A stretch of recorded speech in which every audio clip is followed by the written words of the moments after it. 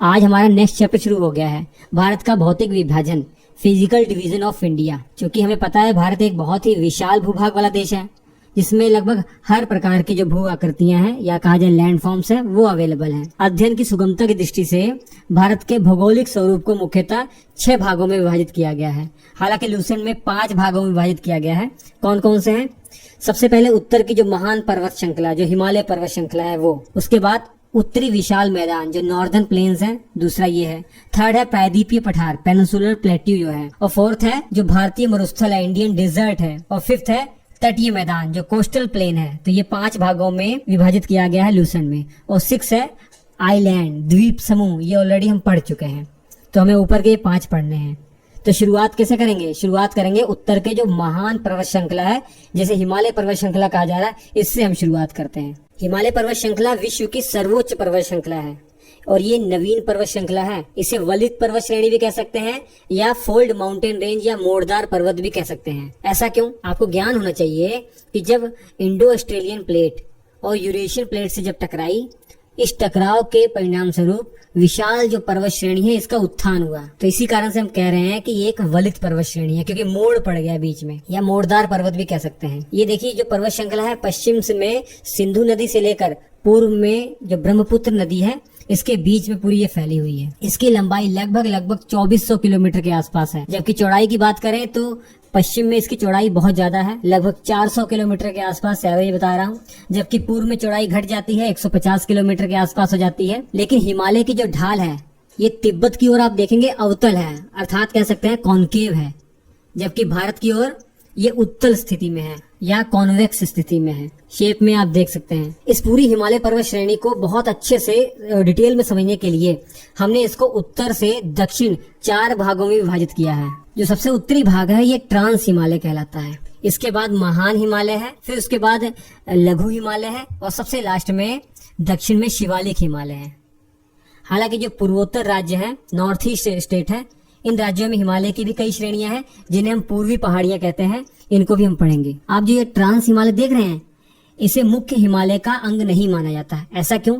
क्योंकि हिमालय के निर्माण से पहले ही ये पर्वत श्रेणी अस्तित्व में थी और बाकी शेष जो तीनों भाग हैं, महान हिमालय, लघु हिमालय और शिवालिक हिमालय, ये मुख्य हिमालय पर्वत श्रेणी का हिस्सा मानी जाती हैं, क्योंकि ये प्लेटों के टकराने के बाद बनी है। तो सबसे पहले पढ़ते हैं ट्रांस हिमालय, विस्तार में पढ़ते हैं ट्रांस हिमालय के बारे में, जिसे हम पार हिमालय भी कहते हैं। तो आप समझ सकते हैं ऐसा क्यों कहा जाता है, क्योंकि इसका निर्माण हिमालय के निर्माण होने से पहले हो चुका था, इसलिए इसे पार हिमालय कहते हैं। अब ट्रांस हिमालय के अंतर्गत भी 4 मुख्य पर्वत श्रेणियां हैं जो हमें पढ़नी है। पहला है कराकोरम पर्वत श्रेणी, दूसरा लद्दाख पर्वत श्रेणी, तीसरा जास्कर पर्वत श्रेणी और चौथा है कैलाश पर्वत श्रेणी। यहाँ ध्यान देने वाली बात यह है कि कैलाश पर्वत श्रेणी जो तिब्बत क्षेत्र में है, ऐसा माना जाता है कि यह लद्दाख पर्वत श्रेणी का ही पूर्वी विस्तार है।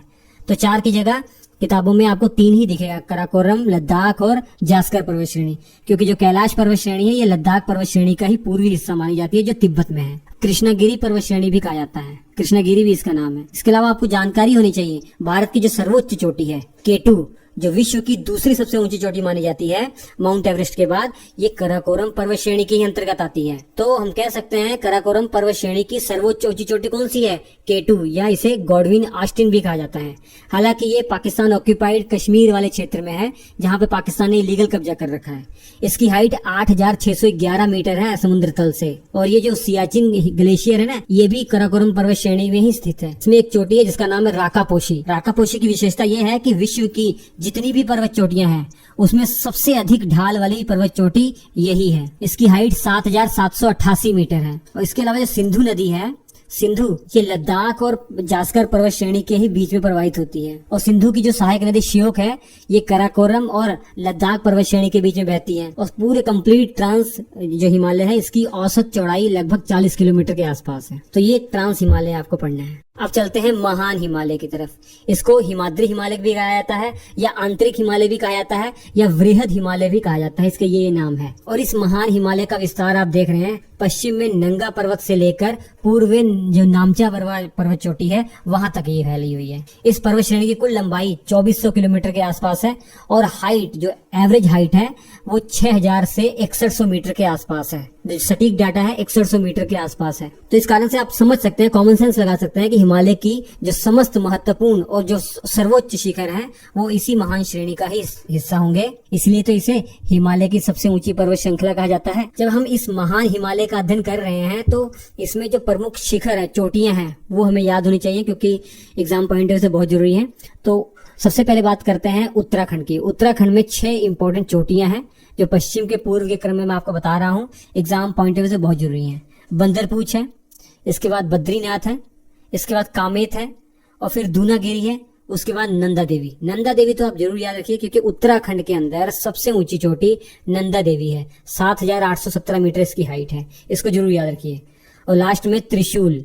ये 6 इंपॉर्टेंट चोटियां हैं जो उत्तराखंड में है और ये महान हिमालय का ही भाग है या वृहद हिमालय का ही भाग है। इसके बाद नेपाल की ओर चलते हैं। नेपाल में कुछ इंपॉर्टेंट चोटियां हैं जैसे धौलागिरी पर्वत है, ये धौलागिरी पर्वत चोटी, अन्नपूर्णा है, आपका मनसालू है, गौरीशंकर है और सबसे इंपॉर्टेंट माउंट एवरेस्ट, फिर मकालू और कंचनजंगा। ये सभी के सभी नेपाल वाले एरिया में स्थित है। हालांकि जो कंचनजंगा है ये नेपाल और भारत का जो सिक्किम वाला इलाका है यहाँ पर स्थित है, इसलिए हम इसे भारत में ही सम्मिलित कर लेते हैं। तो इनमें आप देख रहे हैं माउंट एवरेस्ट जो 8,848 मीटर इसकी हाइट है, विश्व की सबसे ऊंची चोटी है।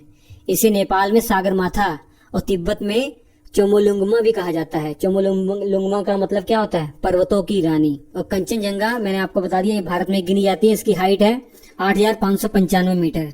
तो इस चोटी के बारे में भी आप याद रखिए। एग्जाम में प्रश्न पूछा गया है कि माउंट एवरेस्ट पर चढ़ने वाली पहली भारतीय महिला कौन थी? तो याद रखिए उनका नाम है बछेंद्री पाल। 1984 में उन्होंने ये कीर्तिमान स्थापित किया था। मैं भी एक प्रश्न आपसे पूछने जा रहा हूँ, इसका जवाब सब स्टूडेंट कमेंट बॉक्स में जरूर दीजिए। माउंट एवरेस्ट पर सबसे पहले किसने चढ़ाई की थी ये आप बता दीजिए कमेंट बॉक्स में। मैं हिंट आपको दे रहा हूँ कि ऐसा कारनामा 1953 में हुआ था। तो देखता हूँ कौन सा स्टूडेंट है जो सबसे पहले जवाब दे पाता है। और इस महान हिमालय के अंदर कुछ इंपॉर्टेंट ग्लेशियर भी हैं जो याद रखने हैं, जैसे गंगोत्री ग्लेशियर है, सतोपंथ ग्लेशियर है और कुछ इंपॉर्टेंट दर्रे हैं, माउंटेन पास भी हैं जैसे जोजिला, शिपकिला और नाथुला।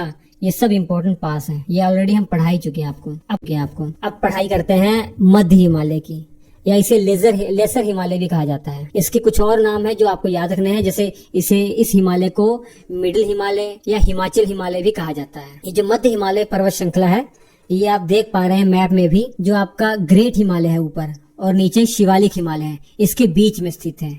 मतलब एक सैंडविच की तरह बीच में स्थित है। इसकी औसत जो ऊंचाई है 3500 मीटर से लेकर 4500 मीटर के आसपास है और जबकि औसत चौड़ाई की बात करें 60 किलोमीटर से 80 किलोमीटर के आसपास है। तो आप प्रश्न पूछ सकते हैं ना कि भैया जब ग्रेट हिमालय जो है इसकी औसत ऊंचाई आपने बताया था 150 मीटर है और जबकि जो मध्य हिमालय इसकी ऊंचाई जो हाइट है कम क्यों है?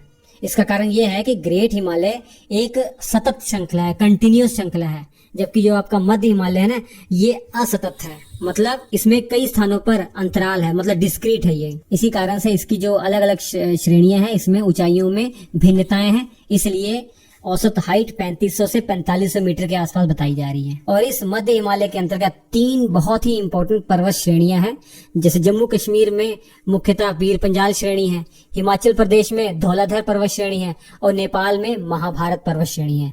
ये 3 की 3 मध्य जो हिमालय का भाग है ना, इसे आपको याद रखना ही रखना है। इसके अलावा इस मध्य हिमालय वाला जो क्षेत्र है इसमें कोमल और मखमली घास के मैदान भी पाए जाते हैं। जैसे जम्मू कश्मीर में इन्हें मर्ग कहा जाता है। अब इस मर्ग उपनाम से कई जगह भी फेमस है जो बहुत ही प्रसिद्ध पर्यटन स्थल है, जैसे गुलमर्ग, सोनमर्ग, ये बहुत ही फेमस है। इसी प्रकार उत्तराखंड में भी इन घास के मैदानों ऐसे ही घास के मैदान है जिन्हें बुग्याल कहा जाता है, जैसे बेदनी बुग्याल, अली बुग्याल, ये बहुत ही फेमस है। और इस लघु हिमालय क्षेत्र के अंदर बहुत ही फेमस हिल स्टेशन भी है जहाँ पर्यटकों का जमावड़ा बना रहता है। जैसे हिमाचल प्रदेश में डलहौजी है, शिमला है, मनाली है, कुल्लू और धर्मशाला, ये बहुत ही फेमस है। इसके अलावा उत्तराखंड में मसूरी है जिसे पर्वतों की रानी की संज्ञा दी गई है, नैनीताल है, रानीखेत है, अल्मोड़ा है, ये सब इम्पोर्टेंट पर्यटन स्थल हैं जो इसी क्षेत्र में आते हैं। इसके अलावा इस क्षेत्र में बहुत ही इम्पोर्टेंट घाटियां भी पाई जाती हैं। घाटियां आप समझ रहे हैं कि 2 पर्वत श्रेणियों के बीच में या 2 पर्वतों के बीच में जो मैदानी क्षेत्र थोड़ा सा होता है जहाँ गांव के गांव बसे होते हैं। घाटियां देखिए आप, महान हिमालय और मध्य हिमालय के बीच में जैसे ये कश्मीर घाटी स्थित है, और इसके अलावा ये कुल्लू घाटी देख रहे हैं, तो महान हिमालय आपका ऊपर और नीचे धौलाधर रेंज है, इसके बीच में स्थित है।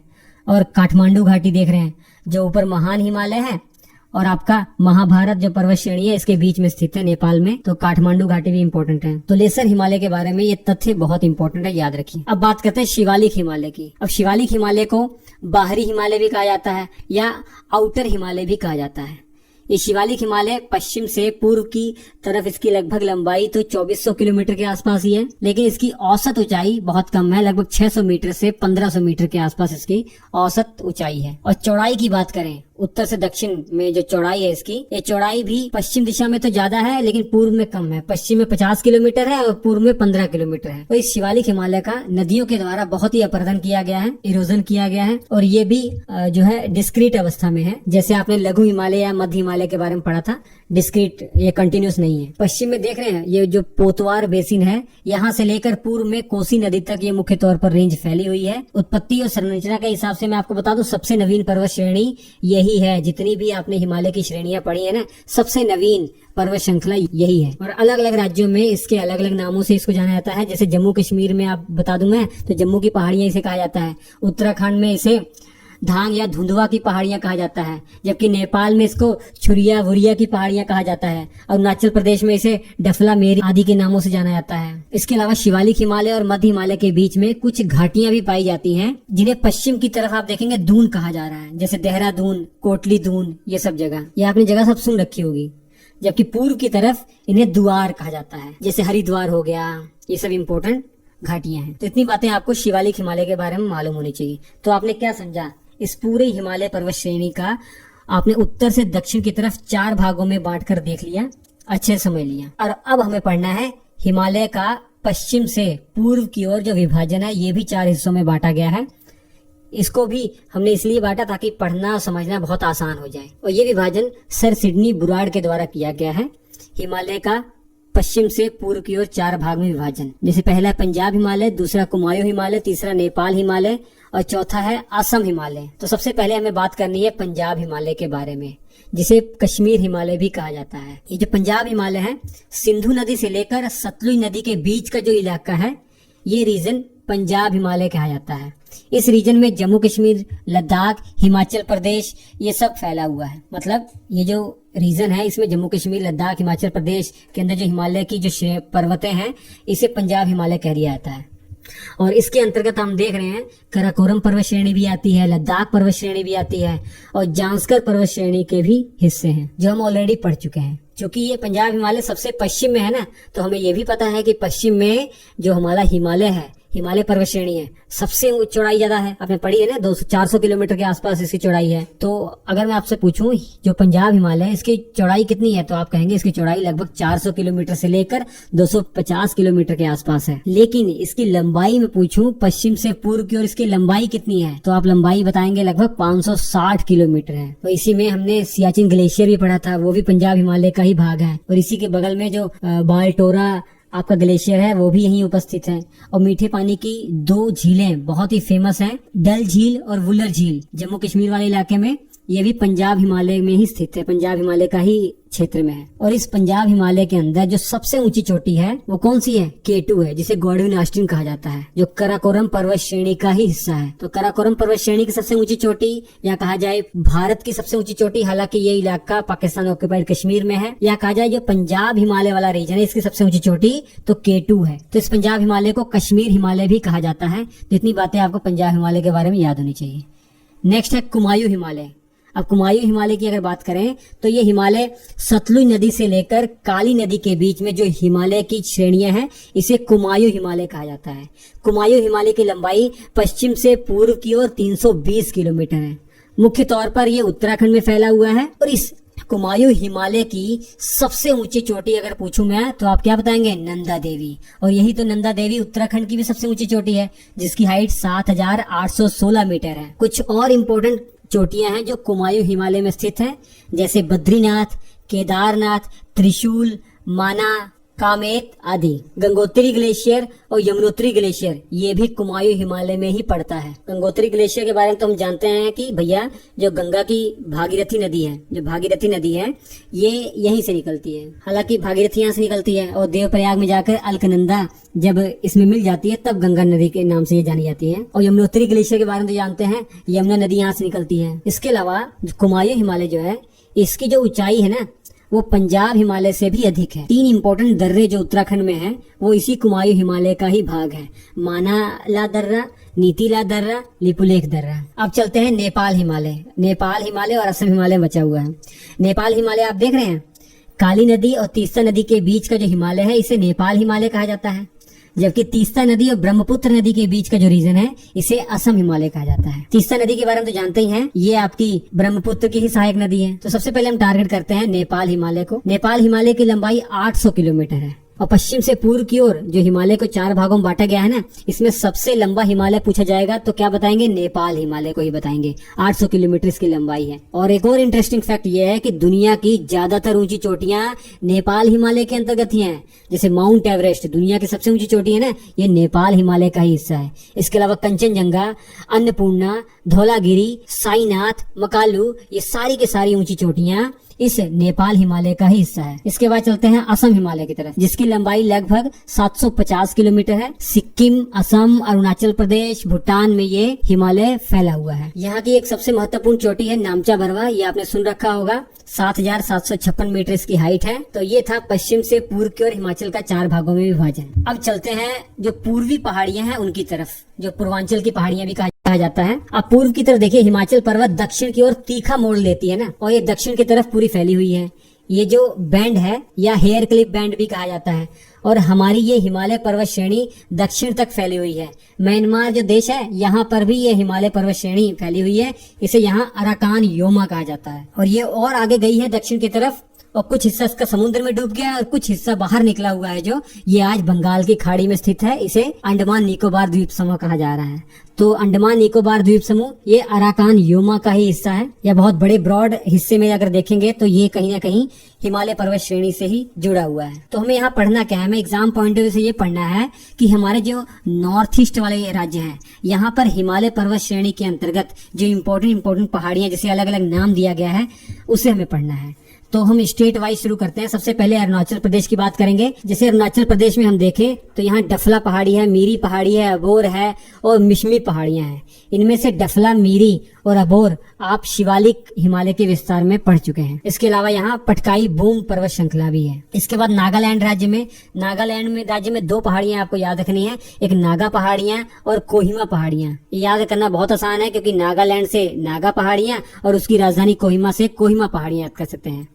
और मणिपुर में 2 पहाड़ियों के बारे में आपको याद रखना है, मणिपुर पहाड़ियां और लेमाटोल श्रेणी। इस प्रकार त्रिपुरा में त्रिपुरा पहाड़ियां और मिजोरम के अंदर मिजो पहाड़ियां, जिन्हें लुशाई हिल्स के नाम से भी जाना जाता है। और थोड़ा असम के अंदर देखिए, 2 पहाड़ियां बहुत ही प्रसिद्ध हैं, मिकीर पहाड़ियां जो कई बार परीक्षा में पूछा गया है, दूसरी है बरेल श्रेणी। अब आते हैं मेघालय पर। मेघालय के अंदर 3 पहाड़ियों के बारे में याद रखना है, गारो पहाड़ियां, खासी पहाड़ियां और जयंतीय पहाड़ियां। लेकिन महत्वपूर्ण तथ्य यह है कि गारो, खासी और जयंतीय जो पहाड़ियां हैं हिमालय पर्वत श्रेणी का हिस्सा नहीं है। वास्तव में जब आप आगे पढ़ेंगे प्रायद्वीपीय पठार, पेनिनसुलर प्लेट्यू, तो ये पेनिनसुलर प्लेट्यू का हिस्सा है। ये हिस्सा मेघालय का पठार या शिलोंग का पठार कहलाता है। उसके ऊपर ये पहाड़ियां हैं, तो ये हिमालय की पहाड़ियां नहीं है। बाकी आपने जो पढ़ा वो हिमालय का ही हिस्सा है। तो इस प्रकार आपका हिमालय पर्वत श्रेणी जो वीडियो है वो कंप्लीट होता है। Thank you.